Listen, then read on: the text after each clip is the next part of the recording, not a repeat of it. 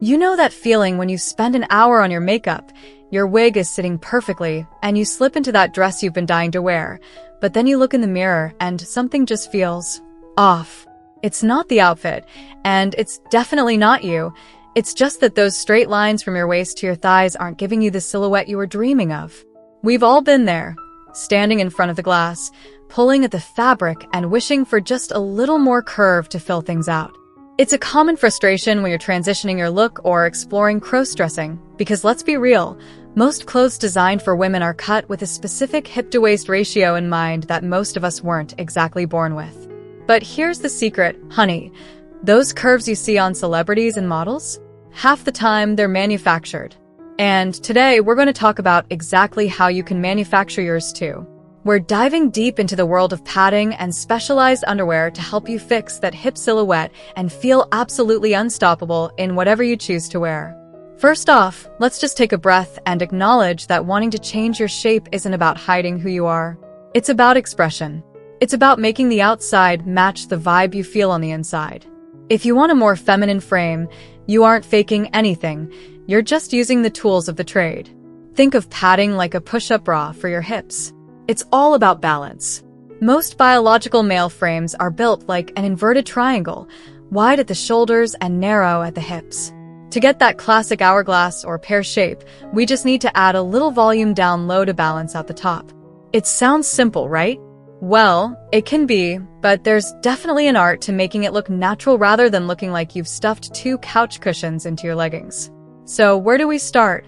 Honestly, the foundation of everything is your underwear choice. You can't just throw some foam into a loose pair of boxers and hope for the best. You need something with structure. A lot of girls starting out think they need to jump straight into professional-grade drag pads, but for daily life or a night out, that can be a bit much. Instead, look into hip-enhancing or padded panties. These are a total game changer because the pockets for the pads are already sewn in. This means the padding stays exactly where it's supposed to be, right over the trochanter. That's the bony part of your hip, instead of sliding down toward your knees while you're trying to walk. When you're shopping for these, look for a high-waist version. Why? Because a high waist helps cinch in the midsection, which makes the hips you're adding look even wider by comparison. It creates that dip at the waist that we all want. Now, if you're looking at these padded panties and thinking the pads they come with look a bit thin, you're not wrong. Often, the stock pads are pretty subtle. If you want more oomph, you can actually layer them. But here's a pro tip. Silicone is your best friend. Foam pads are lightweight and cheap, which is great, but they can sometimes look a bit stiff or show lines through tight clothing. Silicone hip pads, on the other hand, have a weight and a jiggle to them that mimics actual body fat. They also warm up to your body temperature, which makes them feel more like a part of you. When you slip those into a good pair of control top panties or a girdle, the transition between the pad and your actual skin becomes almost invisible. Listen, I know the idea of wearing shapewear or girdles sounds like something out of a 1950s finishing school, but in the queer and trans community, these are literally our best tools. A solid pair of high-compression leggings or a body shaper is what holds the magic together. If you're using DIY padding, maybe you've carved some upholstery foam into a teardrop shape, you need that compression to smooth out the edges. If you just put a pad under thin leggings, everyone is going to see the outline.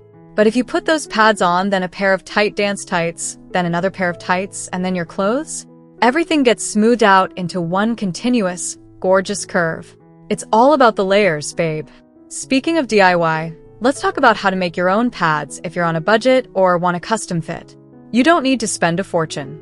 You can go to a craft store, grab some 1-inch or 2-inch upholstery foam, and cut out 2 large teardrop shapes.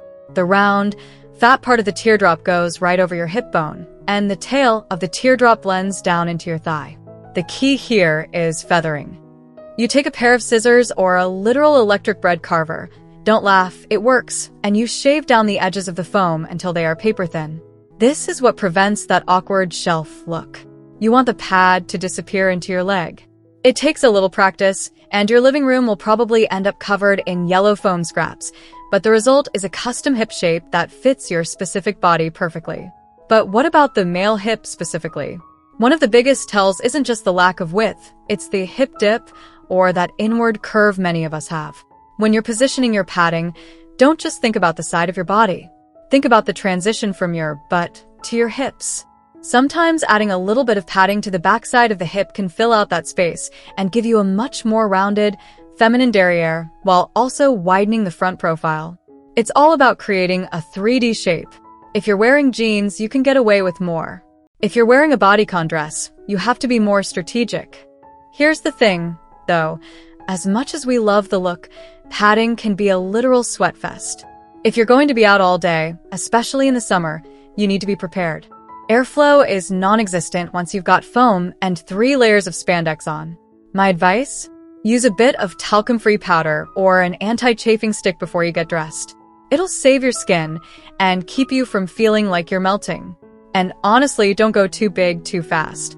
If you've never padded before, start small. If you show up to brunch with 3-inch hips out of nowhere, it might feel a bit overwhelming for you. Start with subtle enhancements, get used to how your body moves and how your clothes fit, and then dial it up as you get more comfortable. I also want to touch on the emotional side of this. Sometimes, using these tools can trigger a bit of dysphoria when the clothes come off at the end of the night. I want you to remember that your body is a canvas. Drag queens have been doing this for decades, and so many cisgender women use padded bras and Spanx every single day to meet society's weird beauty standards. You are just using the same technology to feel confident. When you take the pads off, try to focus on the fact that you have the skill and the creativity to transform yourself. That's a superpower, truly. You're learning the geometry of your own beauty. Let's recap the essentials for your shopping list or your DIY afternoon. 1.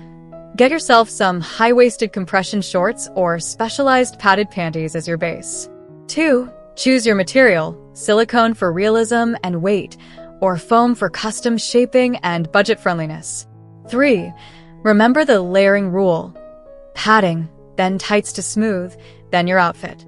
And 4. Feather those edges. No one wants a square hip. Experimenting with your silhouette is such a fun part of the journey.